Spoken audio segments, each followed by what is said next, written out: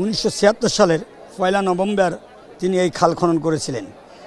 তিনি রাষ্ট্রপতি ছিলেন তখন, নিজে এসে স্যান্ডো গেঞ্জি গায়ে দিয়ে সিভিল এসে নিজেই কেটে নিজেই ঝুড়ি তুলে আপনার মাটি এই খালটা খনন করেছিলেন। তারই 50 বছর পরে 2026 তারই সন্তান যোগ্য প্রধানমন্ত্রী হয়েছেন এবং দেশ মাটি মানুষের নেতা হয়েছেন। তিনি বাপের অনুসরণ করে তিনি চলে এসেছেন আজকে সেই খাল খননের জন্য। আজকের ভোটের সিল উনি ইশতেহারে ঘোষণা করেছিলেন যে আমি খাল খনন করব, ফ্যামিলি কার্ড দেবো, কৃষি কার্ড দেবো, ইমাম মুয়াজ্জিনদের ভাতা দেব। কালি মুসার আগে, ভোটের কালি মুসার আগে ইনশাল্লাহ তার ওয়াদাগুলো পূরণ করেছেন, ইশতেহার পূরণ করেছেন।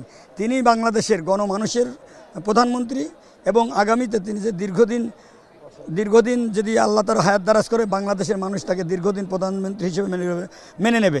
আমরা এটা একটা বিরাট আনন্দ। এই জায়গায় যে খালটা আছে এই খালটার মাধ্যমে ওই ইসামতি নদী, ইন্ডিয়ান পানি এবং আমাদের এই পুরো এই 11টা ইউনিয়ন আছে আমাদের শাসক উপজেলায়, সেই ইউনিয়নের সমস্ত পানি এমনি প্রবাহিত হয়ে চলে যায় এবং এখান থেকে পানি তুলে কৃষিকাজ হয়। এখান থেকে আবার বন্যা প্লাবিত হলে সেই পানিগুলো এখানে এসে এই খালের খননের ভিতরে প্রবেশ করে। এতে আমাদের কৃষিকাজের যেমন একদিক উপকার হয়, যে ধান ফসল উৎপাদন হয়, আবার একদিক থেকে প্লাবন থেকে বাঁচে, এখানে এসে পানি হয়। 76 সালে খাল খনন করেছিলেন এবং দেশ ও জাতিকে সুখী ও সমৃদ্ধ করে গড়ে তোলার মহান আজ রাতে আমরা উদ্বুদ্ধ।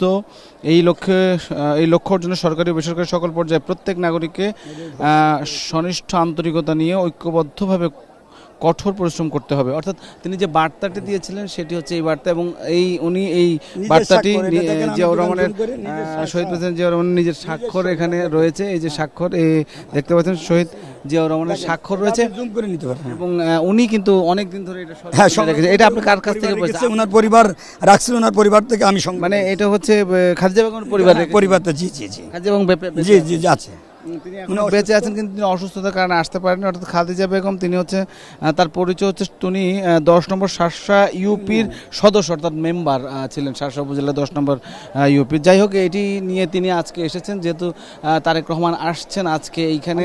জিয়াউর রহমানের, শহীদ প্রেসিডেন্ট জিয়াউর রহমানের এই বার্তাটি তারা সযত্নে রেখেছেন এবং তারেক রহমান আজকে আসছেন, সেই আবেগটা আসলে তাদের মধ্যে আছে।